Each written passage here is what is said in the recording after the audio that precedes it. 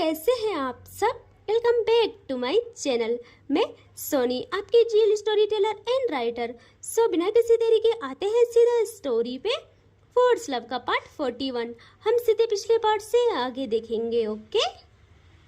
काव्या की माँ आती है पहले किचन से बाहर और फिर उनके पीछे काव्या देखती है रूही को, और रूही काव्या अपना हाथ ले जाती है रूही की तरफ और रूही का हाथ पकड़ती है और ले आती है उससे भी बाहर।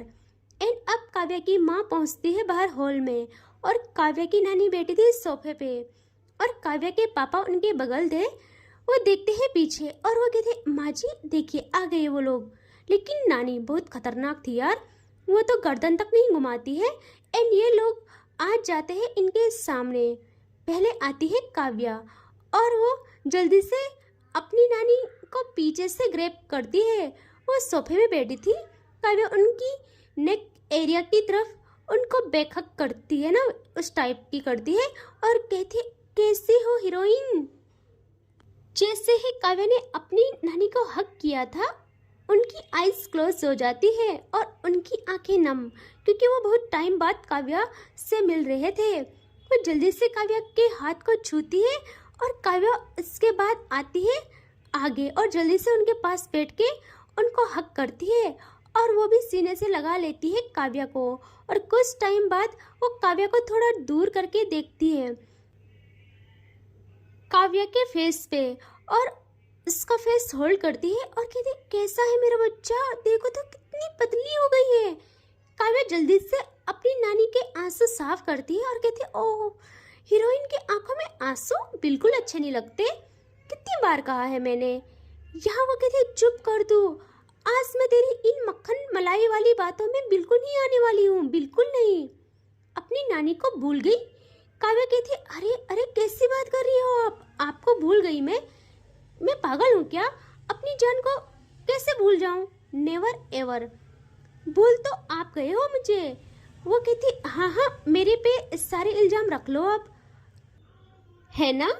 काव्या कुछ कहती, तभी वो कहती देखो तो कितनी पतली हो गई हो, मैंने तो सुना शादी हो गई और बीबी लाई हो, तो वो खाना पीना नहीं खिलाती है क्या। यहाँ रूही पीछे से सुन रही थी क्योंकि वो सामने नहीं आई थी। हाँ वो सोफे के पीछे से थी और वो अपने मन में कहती है हे भगवान मैं क्या करूँ इन सब का। एक तो ये बात समझ नहीं आती ये सब लोग खाने पे ही क्यों रुके रहते हैं, पहले सासू माँ अब दादी सास भी, सॉरी अब नानी सास भी, कैसे हैंडल करूंगी मैं इनको। वो यही सोच रही थी तभी काव्या कहती अरे नानी पतली नहीं इसे फिट कहते हैं, और हाँ मेरी बीवी से मिलोगी ना आप तो उनके रूप के साथ साथ खाने की भी दीवानी हो जाओगी। तभी काव्या की नानी कहती अच्छा इतना आसान है यशोदा के दिल में बैठ जाना।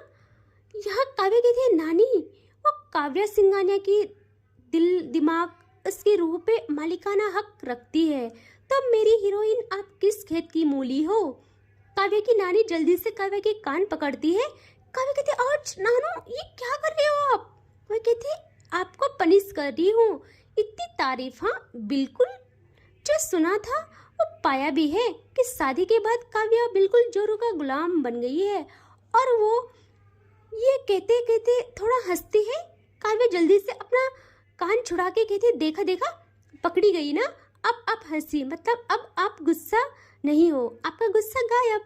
वो कहती अरे इतना आसान है, इतनी आसानी से मैं तुम्हारी माँ को माफ नहीं करूँगी। तभी काव्या की माँ वो कहती अरे माँ आप फिर मुझ पे चढ़ गए, मुझे क्यों बोल रही हो। मैंने बताया ना आपको क्या क्या हुआ, कैसे हालत में शादी हुई थी। काव्या कहती हाँ नानू सच है ये, वरना आपके बिना हम कुछ फैसला ले सकते हैं क्या। वो कहती अरे ठीक है लेकिन मुझे पता होना चाहिए था ना, इतना बड़ा फैसला था।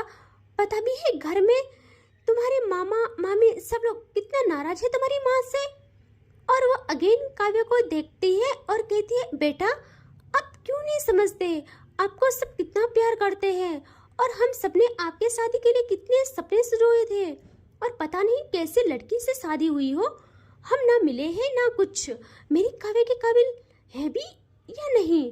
यहाँ रूही का तो दिमाग का दही बन जाता है। वो अगेन सोचती है, मैं पहले सोचती थी कि काव्या ऐसी क्यों है। फिर मैं इनकी माँ से मिली, लगा कि माँ पर गई है, लेकिन अब मुझे पता चल रहा है ये तो खानदानी बीमारी है। यहाँ काव्या जैसे सुनती है वो कहती है, नानी आपको ये कहना चाहिए कि मैं उनके काबिल हूँ भी या नहीं। वो तो नायाब है, उनके लिए मैं खुद को कितना खुशनसीब समझती हूँ आप नहीं जानते हो। वो कहती है बस पहले मुझे खुद देखना है। और हाँ, कहाँ है आपकी बीवी?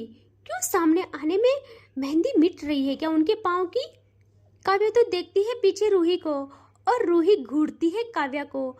काव्या का गला ना सूख जाता है। वो कहती नानी मैं मिलाती हूँ ना अपनी बीवी से। और वो खड़ी उठती है और जल्दी से आती है रूही के पास, और रूही का हाथ पकड़ती है और ले आती है नानी के सामने।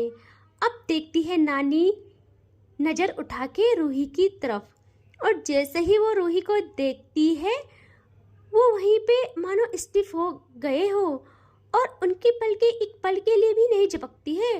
वो फर्स्ट कसौटी पे खरी उतर जाती है सुंदरता की, रूही की वो मनमोहक सुंदरता पर नानी मोहित हो जाती है। बट जताती नहीं है। नानी स्टाइल के साथ टिक्के सोफे पे बैठ जाती है, शांत पर रॉयल एक्सप्रेशन के साथ। और अब काव्या उनके पास आती है, थोड़ा कैजुअली पर फिर एक प्राउड वाली स्मेल के साथ रूही का हाथ और टाइट पकड़कर कहती है, थोड़ा नोटी स्मेल के साथ, अरे नानी ये है मेरी रूही, मेरी बीवी। रूही सामने आती है शर्माई सी थोड़ी सी, और अपनी साड़ी का पल्लू सही करती है और सीधा आके नानी के पैर छूती है। और यहाँ नानी थोड़ा नखरे से पहले आंख सेकती है, फिर धीरे से हाथ उठा के आशीर्वाद देती है, सदा सुहागन रहो। और रूही अब नानी के सामने थी, और अब नानी सीरियस टोन में रूही को ऊपर से नीचे देखते हुए कहती है, नाम क्या बताया काव्या ने? रूही। हाँ सुंदर तो हो, पर सुंदरता ही सब कुछ नहीं होती है। तुम्हारा संस्कार और सोच तुम्हें असली रूप देते हैं। यहाँ रूही अब देखती है नानी को प्रॉपर, और कहती है वो, जी नानी बिल्कुल सही कह रही हो आप। सुंदरता तो वक्त के साथ बदल जाती है, पर संस्कार इंसान को उम्र भर पहचान देते हैं। रूही की आवाज पहली बार उनके कानों में पड़ती है, और वो दूसरी कसौटी भी पार कर जाती है मधुरता की। नानी तो थोड़ा इम्प्रेस्ड पर छुपाते हुए कहती है एटीट्यूड में, अच्छा जवाब है, लेकिन एक बात बताओ, काव्या की जिद और अकड़ को तुम कैसे संभालोगी? इसने तो बचपन से कभी मेरी भी नहीं सुनी है। रूही अब कहती है, जी इनका गुस्सा भी इनके दिल की सच्चाई है। इनका दिल बहुत साफ है, मैं समझ चुकी हूँ, और मैं समझ के चलूँगी आगे से, झगड़ कर भी कभी कभी अपना हक जताते हुए। नानी अंदर ही अंदर मोहित होती है, पर सीधा न जताते हुए कहती है, समझ के चलूँगी। अच्छा देखते हैं, हवेली में सिर्फ प्यार से काम नहीं चलता, कभी कभी दिमाग भी चलाना पड़ता है। क्या तुम में रूप के अलावा ये गुण भी हैं? रूही भी फॉर्म में आ गई थी। वो कहते, जी समय आने पे दिमाग भी चलाना आता है, पर इज्जत और मर्यादा के साथ। नानी ना थोड़ा चुप हो जाती है, नजर झुका के मुस्कान दबा लेती है। अब ना नानी कहती है, जवाब तो सही दिए है तुमने, खुश हूँ मैं, लेकिन सिंगानिया खानदान की इकलौती बहू हो तुम। तुम्हारे ये नाजुक और कोमल कंधे इस भार को संभाल पाएंगे भी या नहीं? इतनी बड़ी जिम्मेदारी है, सिंगानिया खानदान की बहू बनना आसान नहीं होगा। खानदान की इज्जत मर्यादा सब कुछ तुम्हारे हाथ में होगा। और वैसे भी अभी तो तुमने सिर्फ अपनी काव्या को देखा है और अपनी सास को, अभी तो हमारे पूरे खानदान के दर्शन करने बाकी हैं। रूही कहती है इज्जत और मर्यादा बचपन से मेरे गहने रहे हैं नानी, और मैं अपने रिश्तों को भार नहीं समझती हूँ। उनको निभाना भी और उनको संवारना भी मुझे बखूबी आता है। नानी ना थोड़ा टेढ़ी आंखों से देखती है और कहती है जुबान बड़ी तेज है तुम्हारी। मैंने तो सुना था तुम्हारे मुंह से लफ्ज निकालने बहुत कठिन हो जाता है। रूही ना अब एक स्माइल के साथ जवाब देती है कि नानी अभी तो आपने कहा है सिंगानिया खानदान की बहू बनना इतना आसान नहीं है, तो आप क्या चाहते हो सिंगानिया खानदान की बहू के मुंह में जुबान ना हो? और नानी जी मैं हमेशा मर्यादा में ही जवाब देती हूँ। काव्या की नानी तो दंग रह जाती है। वो देखती है काव्या को जो कि बस रूही को देखे जा रही थी, आंखें बड़ी बड़ी करके, और उसका मुंह हल्का ओपन था। वो बस यही सोच के फ्रीज कि भाई ये मेरी रूही है, ये मेरी रूही है या नहीं। और काव्या की माँ और पापा भी बस रूही के जवाब पे ना मुस्कान छोड़ते हैं।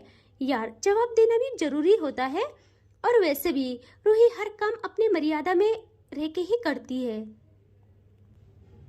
यहाँ काव्या की नानी अब ना अच्छे से स्माइल करती है और कहती है चलो आओ इधर मेरे पास। रूही ना जैसे सुनती है वो देखती है काव्या की तरफ। यहाँ वो कहती है उससे क्या देख रही हो, मैंने कहा ना। और तुमको ये बात पता होनी चाहिए हमारे पूरे खानदान में मेरी बात काटने की किसी की हिम्मत नहीं है। रूही ना अब इनके पास आती है और नानी के पास बैठ के कहती है नानी जी और ये हिम्मत मुझ में भी नहीं है, आप हमेशा मेरे लिए सर्वोपरि रहोगे। वो ना अब हंसती है और कहती है भाई अनुराधा क्या चॉइस है यार, और मेरी जान काव्या मानना पड़ेगा है, हर चीज में अव्वल है तुम्हारी बीवी। काव्या ना प्राउडली मुस्कुराती है और कहती है नानी अभी देखा कहाँ आपने। नानी कहती है हाँ सो तो है।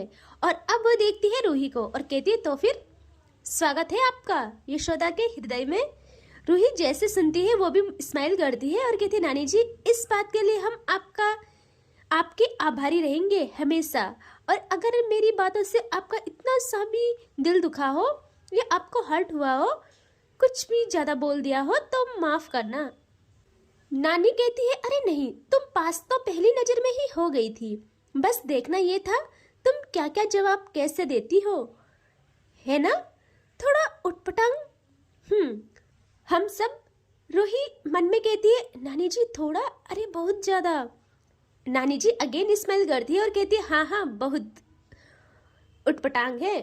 रूही ना शॉक्ड होके देखती है नानी को। नानी कहती अरे ऐसे मत देखो, वो क्या है ना मैं थोड़ा मजाकिया भी हूँ, और जवाब तुमने सही दिए मर्यादा में रह के, और ये तेवर तो होने चाहिए भाई, सिंगानिया की इकलौती बहू हो तुम, और वो भी काव्या सिंगानिया की पत्नी। पता भी है अपने आप में ये उपाधि कितनी बड़ी है। रूही कुछ कहती, काव्या कहती नानी नानी अरे अब आपके सवाल जवाब हो गए हो तो अब ना आप अपने असली कैरेक्टर में आइए। ओके बहुत बन गई आप खड़ूस नानी, अब जल्दी से मेरी हीरोइन बनिए। यहाँ वो कहते काव्या को कि आता जरा मेरे पास, और काव्या भी उनके दूसरी साइड बैठ जाती है और वो जल्दी से काव्या को और रूही को साथ में हक करती है और कहती सच में मेरी जान पहले बहुत गुस्सा था कि मेरी बच्ची ने पता नहीं किससे शादी की है, और वो भी बताया भी नहीं, और ऊपर से लड़की से। लेकिन आज जब तुम्हारी बीवी से मिली, एक तो इसने पहली नजर में मिलते ही हमारे दिल पे इख्तियार कर दिया, और इसकी बातों से लगा कि खानदान में टिक पाएगी, टिक क्या लीड करेगी सबको, जो मैं हमेशा से चाहती थी। हालात के हिसाब से इंसानों को भी रहना चाहिए, यही दस्तूर है, और तुम्हारी बीवी के सारे गुण काबिले तारीफ है। हमेशा खुश रहो मेरी बच्चों। और वो उनको प्यार करके हक करती है बहुत टाइट, एंड फिर कुछ टाइम बाद हक से रिलीज करती है। और अब वो कहती है सब कुछ तो देख लिया, अब अपने हाथों का जादू भी चला लो हम पे। रूही समझ जाती है। वो कहती है नानी जी अगर आपकी इजाजत हो तो हम बस अभी आए, रसोई में ही थे अभी तक। वो कहती हाँ हाँ बिल्कुल मेरा बच्चा जाओ, और फिर मुझे आप सबसे जरूरी बात भी करनी है। रूही हाँ में सर हिला के वहां से आ जाती है किचन में और अपने काम को फाइनल टच देती है। नानी देखती है काव्या को जो बस किचन की तरफ देख रही थी। नानी जल्दी से उसका कान अगेन पकड़ती है। काव्या कहती आउच नानी, ये क्या कर रही हो? अब तो सब सॉल्व हो गया ना? और कहते हाँ सब सॉल्व हो गया, लेकिन आपकी जो नजर है ना वो देख रही हूँ मैं। भाई किचन में ही भेजा है आपकी बीवी को, किसी जंग में नहीं। काव्या कहती है नानी आपने देखा नहीं कितने नाजुक हाथ है मेरी बीवी के, फूल से नाजुक है वो, और उससे काम करवाना मुझे अच्छा नहीं लगता है। नानी अगेन हंसती है और कहती है बिल्कुल बिल्कुल अपने नाना जी पे गई हो, बिल्कुल वही सेम बातें सेम लक्षण। काव्या कहती है हाँ नानी, नानू पर गई हूँ। देखो ना नानू आपसे प्यार करते हैं, इसीलिए हवेली में बस आपकी चलती है, आपका राज है। और नानी मेरे दिलो दिमाग पे और मेरे जीवन पे और आपके बाद हवेली पे मेरी बीवी का राज चलेगा। वो कहती अरे अनुराधा देखो तो अपनी बेटी को, बातें भी सेम अपने नानू के जैसे कर रही है, बिल्कुल बेशरमों वाली, बिल्कुल बेशरम वाली, वो भी मेरे सामने मेरी गद्दी अपनी बीवी को दे रही है। काव्या कहती है अरे हीरोइन आपकी जगह कोई नहीं ले सकता, आप तो दिलों पे राज करती है। वो अगेन काव्या को हक करती है और कहती है मेरा बच्चा क्या करूं मैं आपका, आपकी इन्हीं बातों से तो हम पिघल जाते हैं। और कितने समय के बाद आप हमें मिले हो, पहले मुझे जी भर के देखने दो खुद को एंड किसी करने दो। काव्या कहती है नोटी वे में अरे अरे नानू नहीं नहीं बिल्कुल नहीं, आपकी किसी मुझे पता है आपकी किसी ना मैं नहीं झेल सकती हूँ, आपकी वो चुम्मियाँ नानू और तन्वी ही झेल सकती है। नानी जैसे सुनती है वो थोड़ा पीछे होके कहती है अरे तन्वी तन्वी कहाँ है? तुम्हारी वो बंदर दोस्त पहले तो तुरंत आ जाती थी, अभी कहाँ है? मैं तो भूल गई थी, जल्दी फोन करो उससे, उसको बोलो कि नानी आई है। नहीं नहीं ये मत बताना, बोलना बस कि सरप्राइज है, उसको सरप्राइज देंगे ना। काव्या कहती है अरे नानी नेकी और पूछ पूछ, अभी बुलाती हूँ उसे। और वो कॉल करती है तन्वी को और उससे ना घर बुलाती है और ये लोग हॉल में थे, बातें करते हैं बहुत सारी। अब काव्या की माँ कहती है माँ अब मान गई हो ना आप, अब तो नहीं होना गुस्सा हम सबसे। वो कहती है अरे मान गए, आप लोगों की वजह से नहीं, अपनी जान की और उसकी बीवी की वजह से मानी हूँ। वो कहती है हाँ माँ वही। और इनकी बातें चल ही रही थी तभी रूही आ जाती है और वो कहती है नानी जी चलिए आप सब खाना, चलिए आप सब खाना तैयार है। नानी कहते अरे वाह बहुरानी, काम करने में भी अव्वल हो, हाँ वक्त की पक्की, चलो चलते हैं फिर। और वो लोग उठ के आते हैं डाइनिंग एरिया की तरफ एंड वहाँ आते हैं। यहाँ काव्या जल्दी से जाके रूही को पकड़ती है, उसका हाथ पकड़ के अपनी ओर करती है थोड़ा सा पीछे। और रूही कहती अरे क्या कर रहे हो, सब लोग हैं छोड़े मुझे। काव्या कहती ओके जान कुछ नहीं करूँगी, मैं कुछ नहीं करूँगी, मुझे बताओ बस इतना बताओ कि थक गई हो ना, ज़्यादा काम करना पड़ा ना, ज़्यादा खाना बनाना पड़ा। आई एम सॉरी मैं नहीं आ पाई, वो नानी की बातों में ही थी। रूही कहती शांत रहिए सब ठीक है, नहीं थकी मैं, और आप भी जल्दी हैंड वॉश करके आइए खाना खाते हैं। काव्या जल्दी से रूही के गालों पे किस करती है और वहाँ से भाग जाती है। रूही की आंखें बड़ी बड़ी होती है और वो अपने हाथ लगाती है अपने गालों पे और इधर उधर देखती है कि किसी ने देखा तो नहीं। और वो जल्दी से आ जाती है अब वहाँ और खाना सर्व करने लगती है सबको। इन सबको खाना सर्व किया जाता है और काव्या अपनी नानी के बगल आके बैठती है और कहती है आई एम सॉरी नानी, वो थोड़ा हैंड वॉश करने में लेट हो गया। वो कहती है हाँ मुझे दिख गई थी तुम्हारी हरकतें, कितना बिजी थे आप हैंड वॉश करने में, अच्छी खासी बेशरम हो, गर्व हुआ हमें ये जान के। काव्या को ना खांसी आ जाती है, वो जैसे सुनती है वो मतलब उसको ना खांसी आने लगती है एंड जैसे वो ये सुनती है तो उसकी हालत खराब। कहती नानी और कोई कुछ करे तभी रूही जल्दी से जल्दी पानी का गिलास उठाती है, काव्या को ना खुद से पिलाने लगती है एंड कुछ टाइम बाद काव्या पानी पी के कम्प्लीट करती है एंड वहाँ पे बैठती है। रूही कहती है आराम से, क्या हो गया है? काव्या तो मन में बोलती है क्या बोलूँ तुम्हें। एंड इससे आगे देखेंगे नेक्स्ट पार्ट में, ठीक है? Take care, bye bye.